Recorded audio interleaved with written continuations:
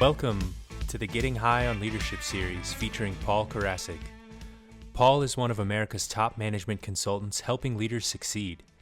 He is the author of 9 books, including Sweet Persuasion and Brilliant Thoughts and Provocative Questions.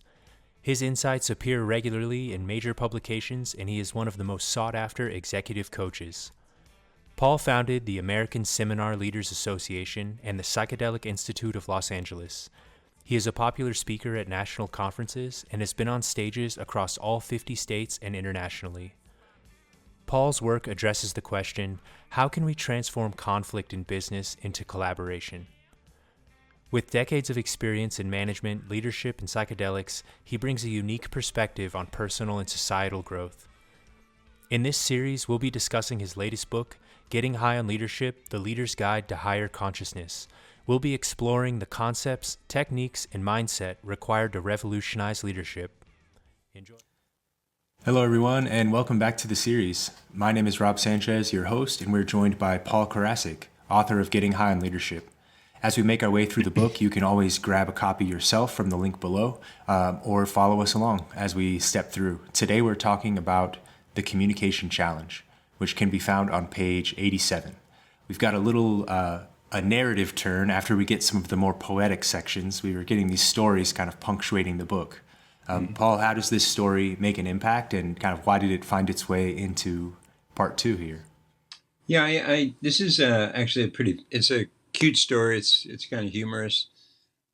First time I heard it, I laughed. I think I laughed out loud. Maybe I was going through a divorce at the time, so it made more sense. But yeah, it highlights an important issue, which we mentioned earlier. The communication is the tool of the conscious leader, of any leader, and to begin to take real interest in it, to really get into the minutiae of communication, and then to be able to infuse that communication with consciousness is the ultimate. But the beginning is understanding the difficulty of communication. You know, if you think about communication in general, how hard it is to speak and get the words correctly to somebody else. You have so many variables, including the language itself. You have accents. People have accents. Right. And then just the different experiences everyone has that causes them to have the different associations with the words. Yeah. There's something called linguistic relativity, where it's essentially what I'm saying, what I think I'm saying, doesn't necessarily mean the same thing to you because of all of your past experiences and everything else that's happened in your life, your outlook. Yeah, I remember giving a talk in New Zealand a few years ago, and I was telling a story, and I said, and in the end, she got, she was stuffed with this, and the entire room broke up and was laughing at me. Of course, in New Zealand, stuffed means pregnant. Oh. You hit on a cultural joke and you didn't even realize it. I had no idea, and so, this is an example of how difficult and how tenuous this for the speaker. It's so difficult. Like, what words should I use? What aspects of communication should a leader or manager pay attention to? It's not just communication. Now, how would you break that down? Well, you have the vocal qualities, the specific vocal qualities, which include volume, speed, tone. You have the visual qualities of communication, which is eye contact, gestures, movement, and so on. Clothing, all those communicate. And then finally, you have the words. But we find through studies that 80% of the impact is through the first two. Not one specific. I mean, if somebody said I was giving you $1 million, it would be different than saying I'm giving you $2, right? So words matter. I'm not trying to imply that they don't, but right. These other issues directly affect the impact and the effectiveness of the communication. Very much so.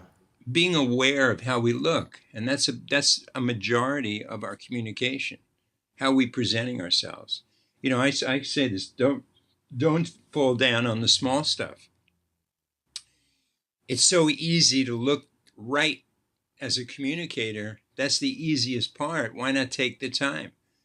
Get the right look, so that when you stand there face to face on a one-on-one, or you're on a stage, or you're on a Zoom or whatever, you look as good as you can look for that communication to the people you're communicating to.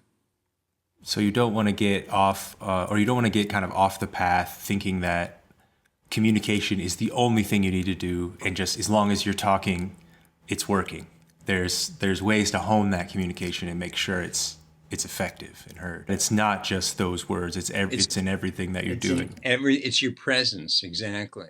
So, an ineffective leader will think, oh, it's just the words. But it's like sometimes you watch a speech and the guy says, especially in Pi, we've got everything going now. And this whole thing is going to be a huge success. And we all feel really good and positive. No. Yeah, hey, we got everything going now. We feel like this is going to be a great success. That's total communication. But the words, without the inflection, without the volume, without the speed, without the visual, didn't have anywhere near the impact, right? And that's my point about communication. And then with this section, it's really just that the communication is essential, right? Everything else can be fine. Everything else can be working within a business or within a relationship, but without that communication, it's failing. Well, that, and also the fact that when we talk about leading, right? When we talk specifically about leading, that they're going to lead when you're aligned, when you're congruent, when you're vocal, when you're visual, and when you're verbal are all in alignment of the communication, because we have vocal communication, verbal, and we have visual, all those. So when a leader becomes conscious that they're communicating even when they're not speaking, by their actions, by their behavior, by their presence, that's the message here. And so it's not, the words are one. In this chapter, we kind of mess around, we talk about the words, and that's the joke and so on. But the fact is that the leader is communicating the minute they're seen, the minute they're in the workplace, the minute they're in the group. People are evaluating by the way they dress, by the way they carry themselves, by their vocal qualities, and the words. Right. And so the multifaceted aspects of communication. Yeah, some, and you see the perversion of this. You see somebody who's perfectly dressed to be a leader, has all the right accoutrements, and yet fails on the other two communication techniques. So visually they're fine, but vocally and verbally nowhere. So I just want to impress that on people here in this chapter, to be conscious that you're always communicating. So looking right, sounding right, and saying the right things is where we want to be.